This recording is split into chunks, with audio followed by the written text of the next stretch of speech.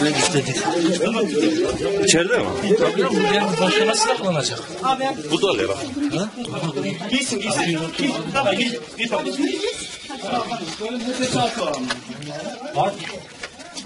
Bahattin. Kelepçe. Ver.